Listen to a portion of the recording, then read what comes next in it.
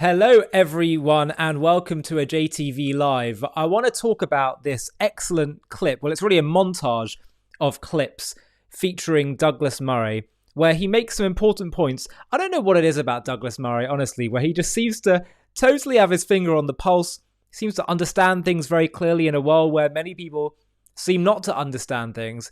I don't know who raised him. I don't know what it was that were the influences on him that gave him this kind of moral clarity, but goodness me, we need more of this. And Douglas says in this montage of clips something I think really poignant. You know, right now, we see a lot of the world and the institutions in the world, the legal institutions, the media institutions, celebrity culture, etc., having their focus, their laser eye focus on Israel. What are they focused on? The moral behavior of Israel. And morally critiquing Israel, lecturing Israel from a moral standpoint. And the thing that Douglas says that I think needs to be said more often is who actually taught the world morality in the first place? Far from the Jewish people needing to be lectured on morality, the Jews actually are the custodians of morality. Despite the United Nations being obsessed with lambasting Israel the whole time, it's worth noting that they have, even the UN has on their wall in New York, for their vision of peace for the world, a quote from, where? Isaiah. And it says, "Nation shall not lift sword against nation, neither shall they practice war anymore." Even the UN, that anti-Israel institution, even they acknowledge that the Jewish people were the first to teach the world about world peace as an ideal. So I want to show you this clip of Douglas where he acknowledges this, that far from the Jews being an uncivilizing force, they actually have civilized so much of the world, and it is just the height of hypocrisy and confusion for the world to be so focused on criticizing Israel when, frankly, Israel, the state of Israel, the IDF are a shining light in a dark world. Have a watch of Douglas's words. It was Hamas that started this war. Yet much of the world has forgotten this. The Jewish state and the Jewish people have survived an awful lot worse than this. They have seen off every single one of their enemies, from Pharaoh to the Babylonians, the Greeks, the Romans. They will see off Hamas and they will outlive everybody in this room. Historically, most wars end because one side wins and one side loses. And one of the reasons, in my view, why there is this endless rounds of war in this region is because the Israelis are never allowed to win, and Hamas, in this case, are always allowed to draw. We, in Europe, had a special debt to the Jews, and not just because of what they suffered on our continent, but because of the richness of culture, learning, and faith that Jews have brought to our civilization. I can tell you with 100% certainty that the war would be over tomorrow, not just if Hamas returned the Jewish hostages, but if the Palestinians in Gaza brought up their children not to hate but to love. This is what I think is missing, that I think so many people, I dare say even many Jewish people and Israel supporters miss, is what Douglas is saying, is that I don't even think people truly realize how much the values that all of us agree upon, Jew and Gentile, secular or religious, Western or Eastern, so many of the values we agree on were first brought into this world, articulated by the Jewish people, by the Torah. And how ironic it is that now the world should feel they should lecture the Jewish people on morality when they were the ones to introduce it to the world. Many people think that morality is just natural. Of course we all have it. Of course we all know right from wrong. Oh yeah? Well, you need to study the ancient world and see what the ancient world has to say about morality. And that's what I'm going to show you in this next clip. Now, just please note as well, as I'm conducting this video, because this is a live stream, you can actually comment and I can react to your comments. So feel free to drop a comment in the video in the comment section, and I'll have a look at your comments in due course. But what I want to show you now is a clip that I produced a few years ago on JTV, which actually talks about this impact of the Jewish people in the world. Made it a few years ago, so I look a little bit different, but have a watch because it expands on what Douglas says and makes the case very clearly, where you will compare Jewish civilization to other ancient civilizations and see how these values are clearly brought into the world. by the Jewish people. Have a watch. Do you believe in the value of human life? Do you believe in world peace as an ideal? Do you believe in justice and equality, universal education, the importance of family and social responsibility? What's crazy is that these are 6 things that actually most people of all religions and no religion can agree upon. Imagine that. It is these principles which ensure the longevity of society. And each of these ideas change the fabric of mankind. But the question I want to ask is, where did they come from?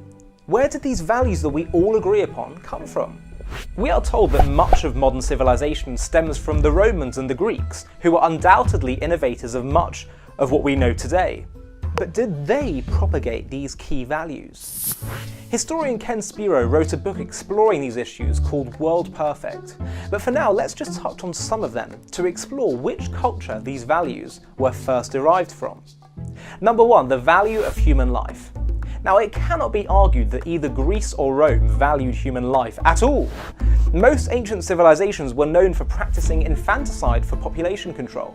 Sex selection or ridding society of deformed babies, for example, was common practice. Archaeologists in Ashkelon excavated ruins of Roman bathhouses, where they discovered remains of 100 newborns. The clearest illustration of disregard for human life was the killing of people for entertainment. The Romans used women, children, and blind people to be killed by the gladiators, purely for the sake of sport and entertainment. Number 2, world peace as an ideal. Today, peace is considered a major part of an ideal world. But in ancient societies like Rome, war and warriors were glorified, and peace was only desirable once all one's neighbours had been subdued. According to Wallace Caldwell, quote, "The glorification of war, the glamour and glory of battle were subjects of the finest words and pictures." Number 3, justice and equality. In ancient societies, one's wealth determined how the law treated them. In many, noblemen practiced a concept called droit de seigneur, or the right of the lord, where a lord would take a peasant's bride on her wedding night and have the legal right to rape her.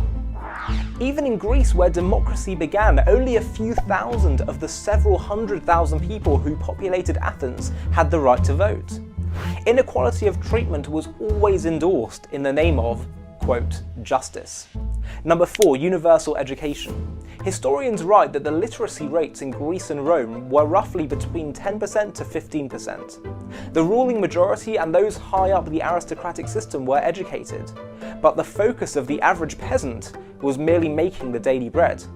Furthermore, education was not free, because education empowers people, and so it was kept away from the masses, and the same was true in Europe for centuries. Number 5, family values. The ancients were more obsessed with unrestrained sexuality than the family structure.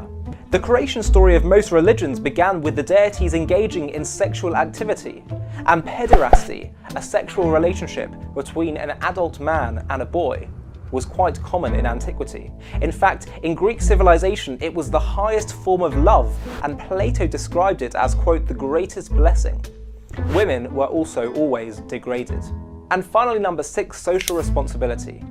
If these ancient cultures showed disregard for the value of life or justice and equality, they certainly did not recognize the importance of social responsibility, taking care of all parts of society. There existed no concept of taking care for the weakest members of society. If you lived in poor social conditions, the government was not going to help you. The argument that I would like to present to you is that these 6 values were first articulated, were first derived from the Torah, from the Jewish people, 3,000 years ago. Let's go through them quickly. Number 1, the value of life. The principle of life having intrinsic value was first brought to the surface by Judaism, in which the sanctity of life is among one of the most fundamental concepts. Human sacrifice, infanticide, and killing for sport are all absolutely forbidden. The Torah permits nearly all the commandments to be violated in order to save a life. The Talmud says, quote, "He who destroys a life, it's as if he's destroyed an entire universe." This statement was made 2,000 years ago by the Talmudic sages, while the Romans were killing thousands of people for fun. Number 2, peace. The vision of humanity living in peace, and that peace is an inherently higher level of existence than war, derives from the Torah. Jewish scriptures make statements, quote, "The Torah was given to mankind in order to establish peace." And the only reason God created the world was, quote, "so that there would be peace among creation."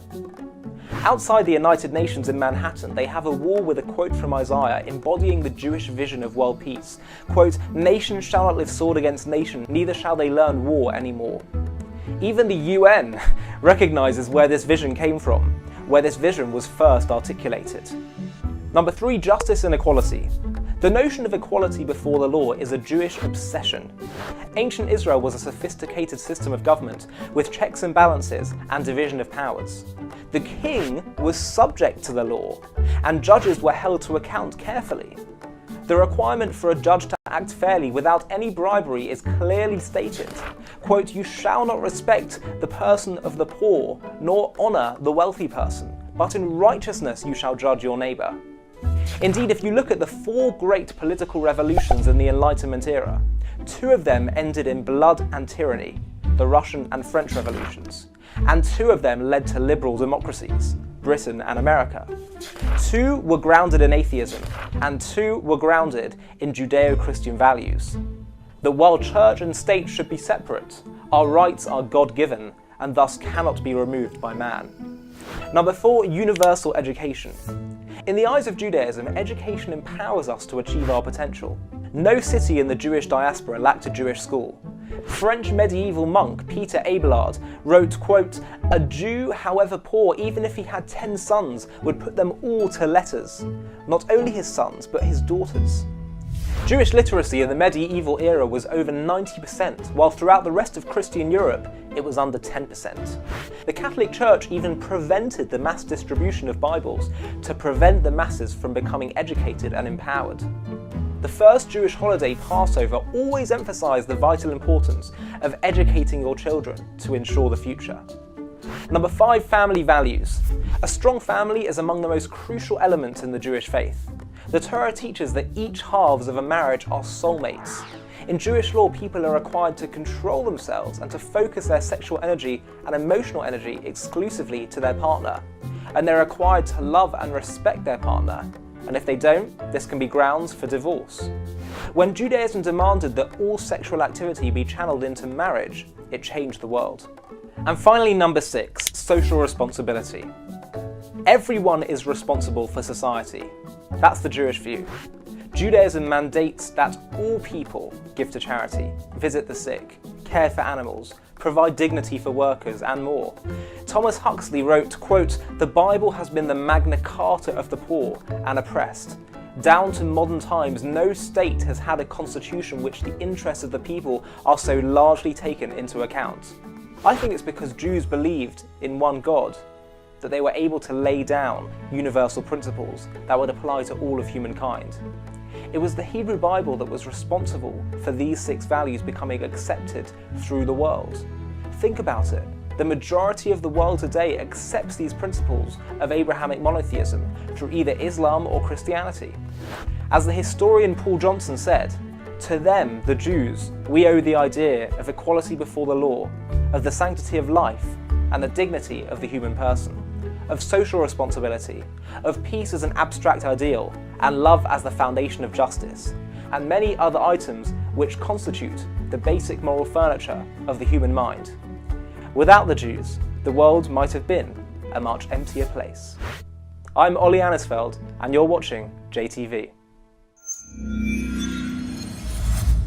So there you go. That's a video that I made a few years ago, and it's just as relevant, if not more so, now than ever before, because it's so important to... that's the video still going. It's so important to appreciate and have a sense of history, because only understanding who it is that the Jewish people are, what it is that the Jewish people have brought to the world, can that give you the context to understand our connection to the land of Israel and why we have a right to be there and do what we do, and also how so much of the world's moral vision has been shaped by the Jewish people, and therefore we have to understand that that's who we are. We are moral leaders in this world. And so to be lectured by totally morally corrupt institutions like the ICC and the UN. All that's doing in my mind is showing us just how much the world actually needs the Jewish people to come into their role as a light unto the nations. And to me, it's undeniable. When you compare the other great foundations of Western civilization, ancient Rome, ancient Greece, it's very, very clear to me that they weren't practicing these values. And that means that it's not natural or in the human psyche necessarily, and that it was the Jewish people who brought these ideas to the world. So important to understand that, and just to understand the destiny of the Jewish people and what we've already done so far to moralize much of the world. And it's not just me that's saying that. The second president of the United States of America, President John Adams, he said, quote, let me get up the precise quote for you. He said, "I will insist that the Hebrews have contributed more to civilized men than any other nation. If I was an atheist and believed in blind eternal fate, I should still believe that fate had ordained the Jews to be the most essential instrument for civilizing the nations.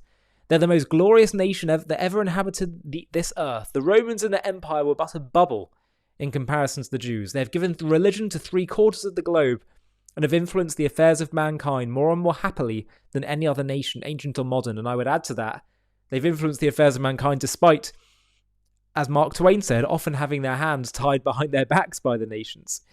This is a quote from Leo Tolstoy, the Russian writer, who said that it's the nation which neither slaughter nor torture could exterminate, which neither fire nor sword of civilizations were able to erase from the face of the earth, the nation which first proclaimed the word of the Lord, the nation which preserved the prophecy for so long and passed it on to the rest of humanity. Such a nation cannot vanish. A Jew is eternal. He is an embodiment of eternity. And there, of course, he's talking about the remarkable survival of the Jewish people despite all the odds, despite being few in number, scattered all over the world throughout most of our history, and intensely persecuted. We have survived and transformed the world's values in the process. It's an incredible, miraculous story that I believe reveals the hand of the divine. Now, before I get to your comments in this live stream, I want to tell you about something that we're doing. A few weeks ago, I was saying at the end of JTV videos that we want to do a campaign to expand JTV's impact online. We're already having a big impact, but we'd love to do a lot more content and just accelerate the growth so we can have an even bigger impact. And I've been so touched that so many of you, just viewers, got in touch and said you'd be up for running a team page. And look, we've had nearly 100 people, the vast majority of whom I don't know, agreeing to take a page, run a team page, which is just so incredible. People from all different backgrounds, Jew and non-Jew, different ages, backgrounds, have come together to say they want to help us grow.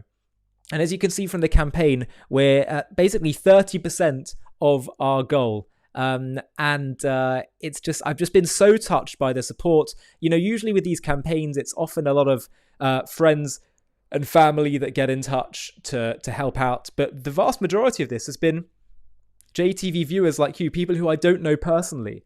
And it's just a real testament to the impact we're having. The impact we're having to share the truth about Israel, to create pro-Semitism, not just fight anti-Semitism, but create pro-Semitism. All is about to be explained in the following video. Have a watch. The world is full of lies. That Israeli Prime Minister Benjamin Netanyahu bear criminal responsibility. The truth is under attack. Which river, which sea? So you don't know the From the media to the UN to celebrities, lies reign supreme. But the thing about the truth is that no matter how dark a room of lies, if you light one candle of truth, it can light up the whole room. That's why I created JTV, the global Jewish YouTube channel. We have been lighting the flame of truth on social media. We believe that the key to defeating anti-Semitism isn't just in fighting the hate, but it's about creating pro-Semitism and sharing the truth. There's nothing inevitable about anti-Semitism. We just need to tell our story with confidence, pride, and love. We believe that telling the truth, exposing the lies, and sharing the wisdom and beauty found within the Jewish story and the ideas of Judaism can transform the world. We're reaching millions of people all around the world from all backgrounds and perspectives. Every day we are transforming people's views about Israel, Jews and Judaism. How do we know? Because they tell us. But there's so much more we can do. It's time for us to build a team to accelerate our growth and produce way more content that can appeal to even more people. We want to hire more presenters, start doing documentary series and way more. And if we do that, JTV will start competing with the other big media players who peddle anti-Israel narratives. And that's where you come in. I'm asking you to please partner with us on our journey to spread the truth to the entire world by donating whatever you can to this fundraiser. Together, we will harness the power of social media to shine the light of truth to the whole world. Thank you so much for your support. And really my ask is for you, if you appreciate what we're doing at JTV and want to help us to partner with us in growing this at a faster rate, if you would consider clicking on the link in the video description to donate to our campaign, help us reach our goal. Every level of support is greatly, greatly appreciated. So, we've got someone saying, have a look. We have a negative comment from D. Martin saying, do all these talking points all lead up to a rationale for assassinations? And then he says, moral leaders, lol, I'm out. To be honest, D. Martin, give me an argument against what I'm saying. What is your argument against this notion that it is the Jewish people who introduce so much of the world's moral language to the world? And when you say, is this justification for assassinations? I almost feel like it's just so childish even getting into these discussions. I don't know, Hassan Nasrallah or Ismail Haniyeh. Evil terrorists who seek to kill, mutilate, rape, kidnap people simply for being Jewish or not Islamic. If you need me to somehow justify that to you, then frankly, I think you need to go back to kindergarten.